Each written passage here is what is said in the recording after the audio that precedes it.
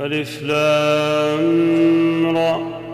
كتاب أحكمت آياته ثم فصلت من لدن حكيم خبير ألا تعبدوا إلا الله إنني لكم منه نذير وبشير وأن استغفروا ربكم ثم توبوا إليه يمتعكم متاعا حسنا إلى أجل مسمى ويؤتي كل ذي فضل فضله وإن تولوا فإني أخاف عليكم عذاب يوم كبير إلى الله مرجعكم وهو على كل شيء قدير ألا إنهم يثنون صدورهم ليستخفوا منه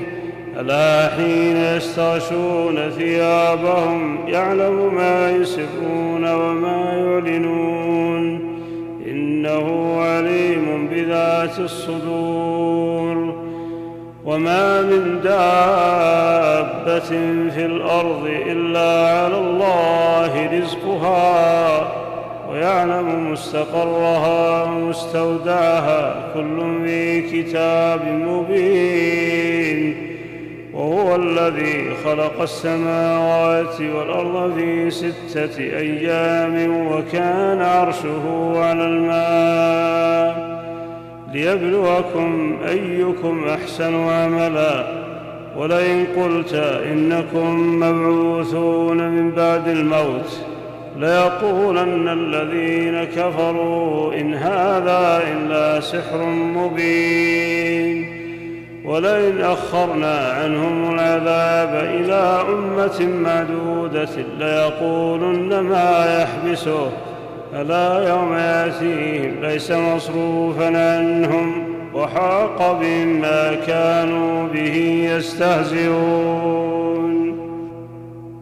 ولئن أذقنا الإنسان منا رحمة ثم نزعناها منه إنه ليئوس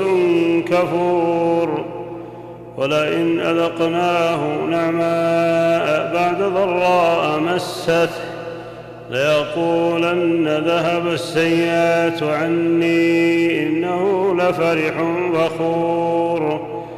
إلا الذين صبروا وعملوا الصالحات أولئك لهم مغفرة وأجر كبير فلعلك تارك بعض ما يوحى إليك وضائق به صدرك أن يقولوا لولا أنزل عليه كنز أو جاء معه ملك إنما أنت نذير والله على كل شيء وكيل أم يقولون افتراه قل فاتوا ب10 سور مثله مفتريات وادعوا من استطعتم من دون الله إن كنتم صادقين